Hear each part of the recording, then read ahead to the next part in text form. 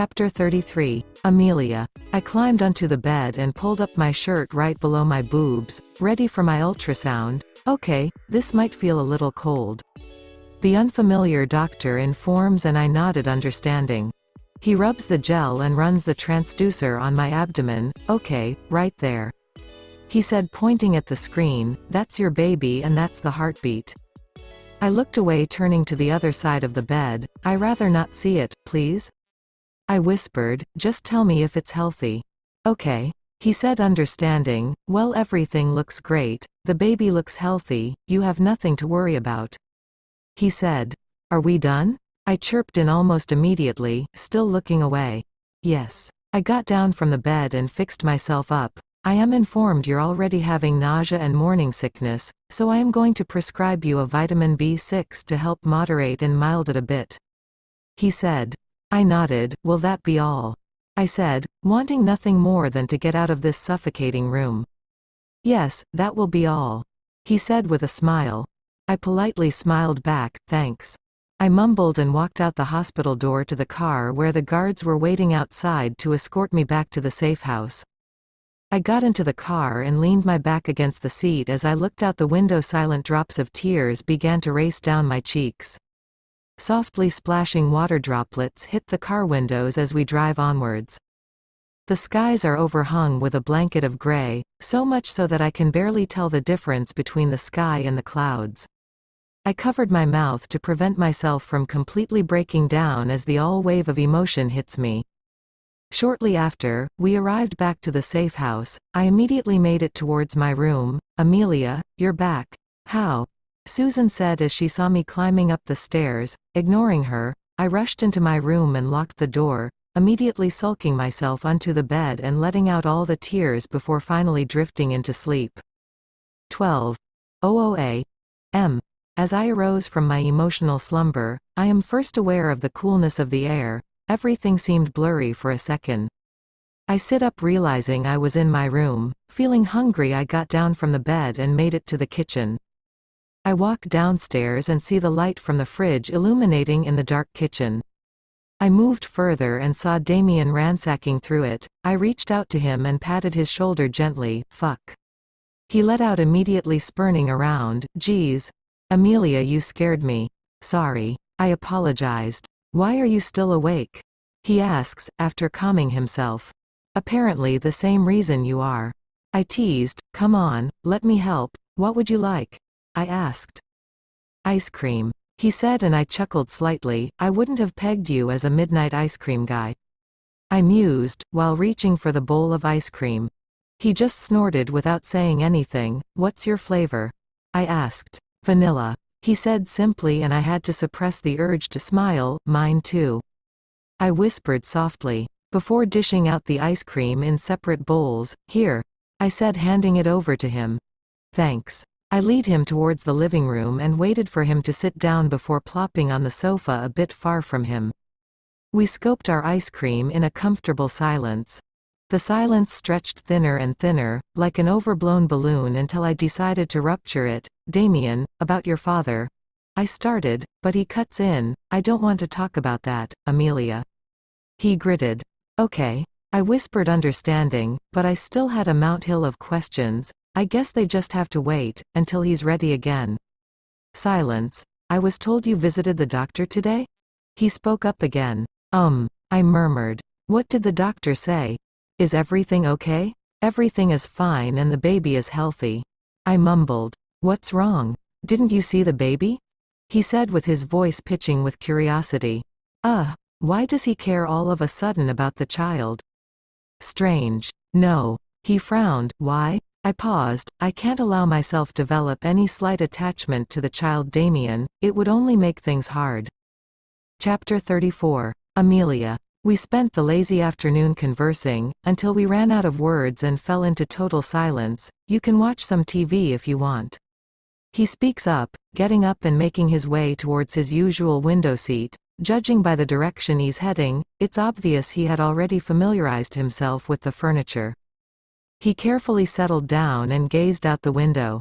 I roll my eyes and walk over to him. I tugged him by his arm, pulling him off the chair. "What are you doing?" he mumbled worriedly as I dragged him towards the door. Ignoring him, I grabbed his walking stick and tugged him into his sweater. The weather is freezing outside, we are going to the lake, Damien. He stilled. What? Are you insane? Do you know how dangerous that is? I rolled my eyes at his cowardice. It's just the lake, plus you've been cooped up in this room for days. I think it's time you step out and grab some air. He snorted. You are going to get us both killed, that's it. He muttered. I huffed. Are you coming or not? I shot. Silence. He clenched his jaw tightly as if considering the idea. How do you plan on getting past security? He asked after a while and I grinned. Leave that to me. I dragged him out the room, down the stairs and towards the back door unnoticed. Once we were out on the lawn, I held thickly to his hand and dragged him through the dense foliage and into the crystal-colored lake. Damien hadn't said a word since we got out. He just stood still, letting out slow breaths like he had been holding them back before this. Are you okay? I asked curiously. He smiled, gently interlacing his finger with mine. Yes. He muttered. I smiled back and held to him tightly as we moved further and sat on the dock. Our feet barely touching the water of the lake. The lake mirrored the sky above, both of them blue and shimmering. A beautiful view of a gateway afternoon. I had spotted it on the way back from the hospital. Come on. I helped him get out of his clothes, leaving only his inner shorts, trying not to drool at his insanely gorgeous abs. I turned around and did the same. Finally, I pulled my hair into a ponytail before helping him up and leading him further towards the lake. Once we were a bit further into the lake, I pushed him, but my fingers were still latched protectively to his arms, just in case he falls back. What the fuck? He utters with a scowl on his face, making me laugh my head off. I was feeling pretty proud of myself, until I felt him grab me and pull me in. Ah. The water is ice cold and freezing. I surfaced back sputtering. Hey. That wasn't funny. I uttered, pretending to be mad. He smirked. Well, you shouldn't have pushed me into the lake. He says. Ah, well, you're welcome. I shot back playfully. He snorts mischievously and splashes some water on my face. Not funny. I shot, splashing back. It's nice to see him like this, all carefree and not all beat up or grumpy. The lake is very deep, reaching to our shoulders. I am freezing. I say, my teeth chattering. He chuckles slightly and unexpectedly his hands drift to my hips. It settled there and he pulls me closer to him. We were so close that our lips were almost touching. It was your idea to come to the lake. He whispers and I felt myself smiling, despite how cold it was. I was about to respond when he suddenly cups my face and slams his lips against mine. I kiss him back without thinking twice. I tangled my arms around his neck. Our lips were firmly against each other, the kiss remaining soft, gentle, slow, our lips moving in perfect sync, slowly and cautiously. We held it for a while before he finally broke away and rested his forehead against mine. Thank you. He whispers with chattering teeth. I smiled, before reaching out and pulling him out the water and back onto the docks. I helped him wear back his clothes before turning around to do same. We should get going before you catch a cold. I say, standing up. He tugs my arm and pulls me back to the ground. Let's stay a little longer. He whispers. Chapter 35. Amelia. Even though I would never admit it, but a huge part of me just wishes I could stay and watch my baby grow up, or stay until Damien gets his sight back. I want to see the reaction on his face when he sees his baby for the first time, or even me. But those are just mere fantasies. I couldn't possibly defy Mrs. Gray at the cost of my own family. It's just best I leave. I only wish I would be the one to say them to him. I laughed dryly. No one is going anywhere. I lied and noticed him exhale in relief. Come on. Let's get you inside, it's getting dark. I said, standing up and pulling him up.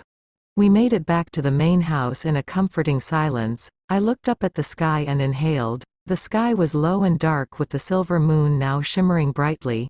I smiled and intertwined our fingers together before leading him inside. We barely made it inside when I heard the one voice, that always is me, knocking on my feet, literally, Miss Clark. I gulped and looked up, facing Mrs. Gray's deadly piercing eyes. Mrs. Gray. I whispered and felt Damien's hand turn cold and stern against mine. How dare you take my son out of the safe house? She started, I am so sorry. I trailed off immediately. Miss Clark. She started ready to pounce her anger on me, but Damien cuts in immediately, go to your room, Amelia. He says with a high-pitched voice and a clenched jaw. Mrs. Gray's expression, on the other hand, remained unchanged as she glared at her dear son. It suddenly felt like the air is about to explode with all the tension in the room. It was all my idea, I was the one who suggested going to the lake. I trailed off once again panicking. He groans loudly, I swear to God, Amelia, if you apologize one more time. He cuts himself off and curls his fist together, go to your room. He said in a voice that had me instantly running up the stairs. Immediately, I entered my room, I shut the door behind and sunk against the door, letting out a deep breath I wasn't aware I was holding.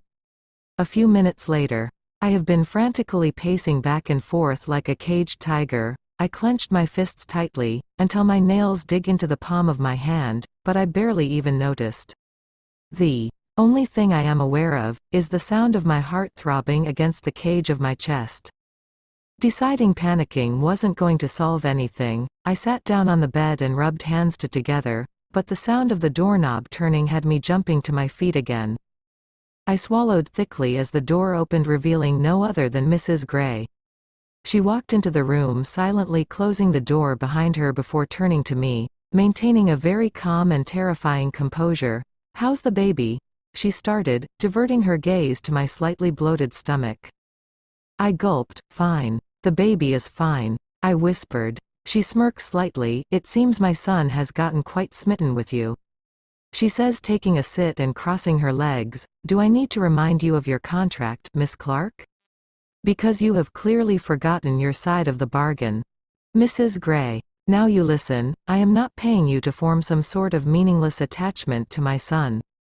She hurled, I am paying you to carry my grandchild, and that's it, so you're going to stop this madness you have going on with him, or your family will leave to regret it. At the mention of my family I went rigid, leave my family out of this. My voice was deadly, a strength I wasn't even aware I possessed. Let's just hope it doesn't get me killed. Then stick to your side of the contract and leave. She gritted. A great hate and enmity welled up in my heart, as I stared back at her. I hate her so much, are we clear, Miss Clark? She said, her voice pitching with a warning. Yes. I whispered.